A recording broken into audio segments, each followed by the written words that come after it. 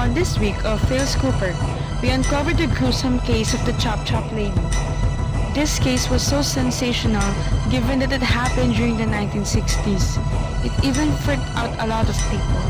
And this case even outranked the Arab-Israeli war on the front pages of the newspaper. Let's get into it. 28, 1967, police officers found a woman's pair of legs cleanly cut in 4 pieces, wrapped with a newspaper. Soon, it was discovered to be Lucila's body. Before we dwell in deeper with her case, let's get to know Lucila first. Lucila Tolentino Lalu originally lived in Candaba, Pampanga. At the age of 28, she left her hometown to try her fortune in Manila.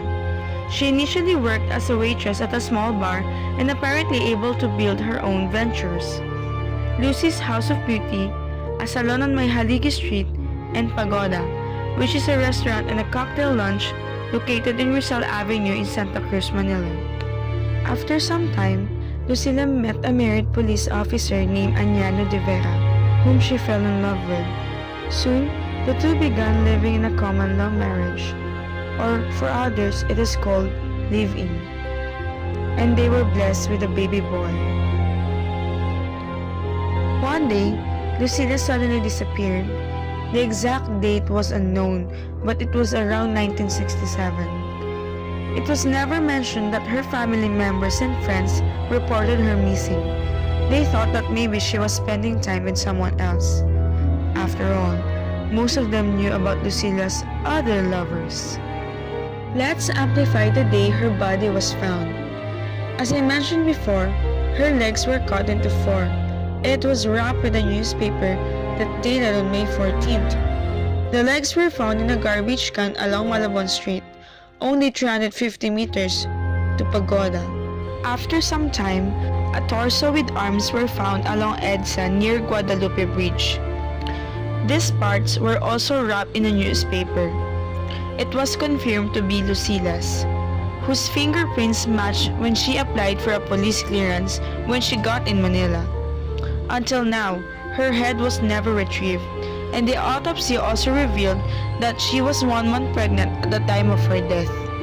They also mentioned that since the body parts were frozen and scattered in various parts of the city, they were looking for someone with access to a large freezer and a private car.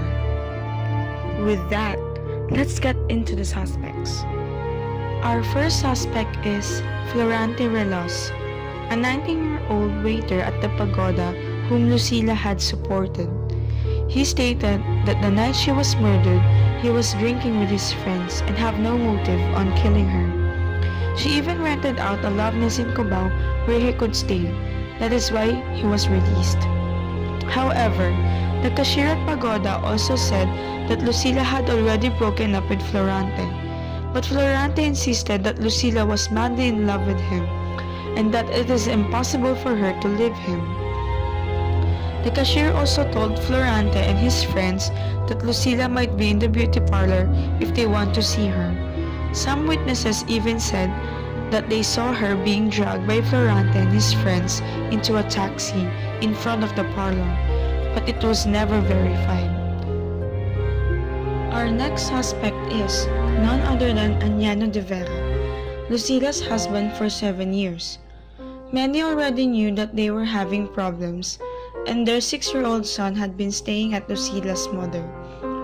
De Vera also has an anger management, having fired off his service gun 3 times in Lucila's Pagoda and beauty parlor. This happened a month before she disappeared. On the night of the crime, Añano claimed to have dinner with her in the beauty parlor at around 6:30 p.m. He left immediately after. Witnesses and some of Lucila's relatives said that around Añano left, they saw Lucila in the salon, sleeping. This contradicts Florante's statement that he and Lucila met around 7:30 the same night. The thing is, Añano is a cop, and we all know that a cop has the highest possibility of getting away in any malicious actions, especially a crime. According to my research, there was a speculation that Añano pummeled Relos when he saw Lucila hugging him.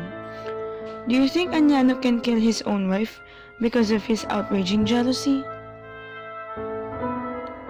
Our third suspect is an executive of a printing firm who was also said to be Lucila's lover. He was never named in any of the reports, only that he was suspected because of a cardboard material used in wrapping newsprints that was found under the torso of Lucila. This mystery man seemed to have an alibi for the night, and this angle wasn't explored any further. Why do you think he was never named and investigated thoroughly, knowing that he is a potential suspect? Do you think the police are hiding something? The last suspect is a 20-year-old dentistry student named Jose Luis Santiano. He came forward due to his guilty conscience.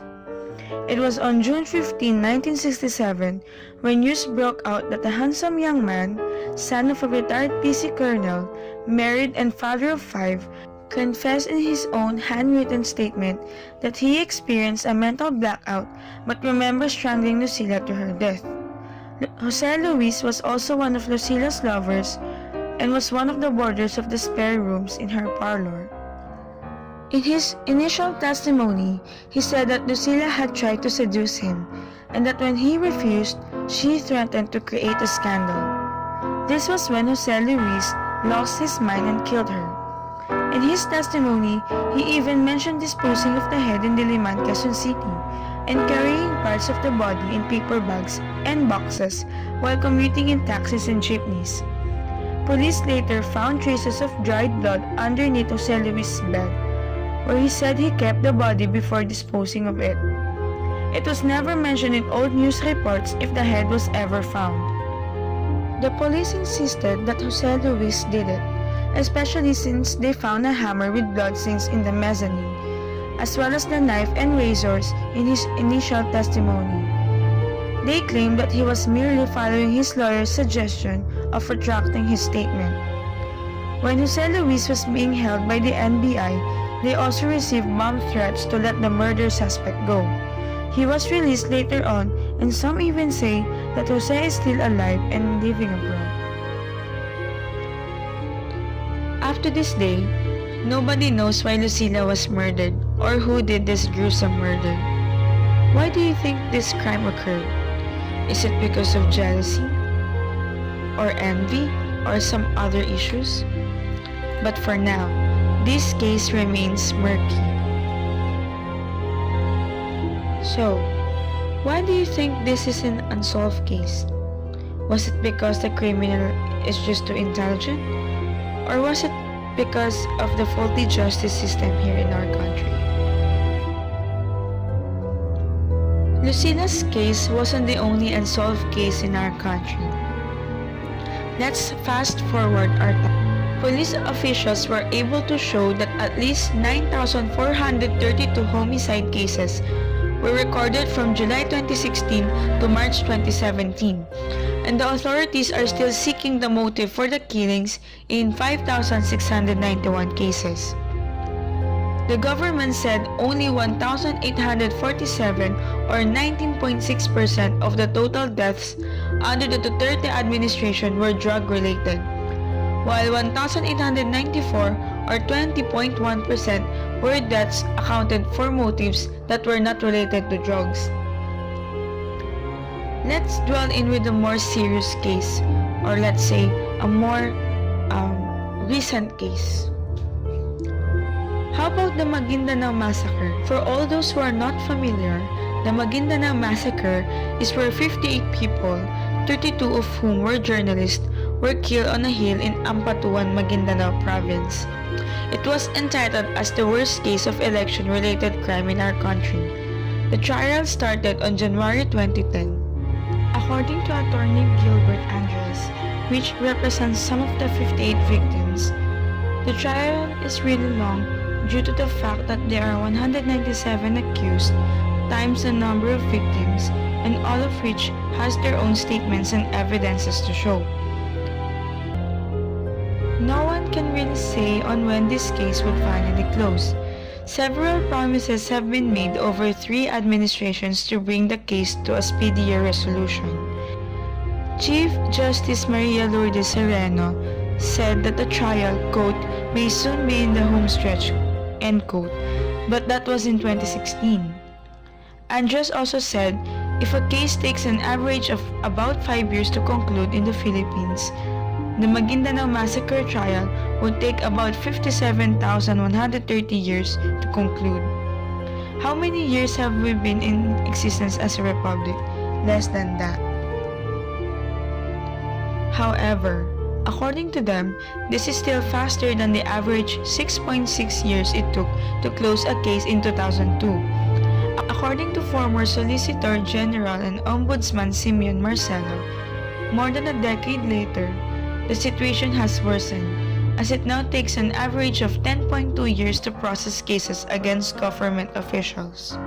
Imagine, it takes about 10.2 years to process cases, and this is just a partial report of all the ongoing cases in our country. The stench of our government is really strong and difficult to clean. I personally think that it is almost impossible to fix this. But, still, there are a lot of ways that we can fix this, and it is never too late. We can start with simple ways and means like discipline and morality. I believe that these two are some of the vital organs that a proper government should have. I do not have a full background about our politics, nor the regulation inside the palace. I am just a small voice of the citizens in the Republic of the Philippines who wants a better change. That's it for tonight's episode. I have a question for all of you who are listening out there. If you were given a chance to voice out to our president, what would you suggest he'll do to improve our justice system? Comment down below and don't forget to subscribe. That's it, folks. I am Mary Fergering and this is Phil's Cooper.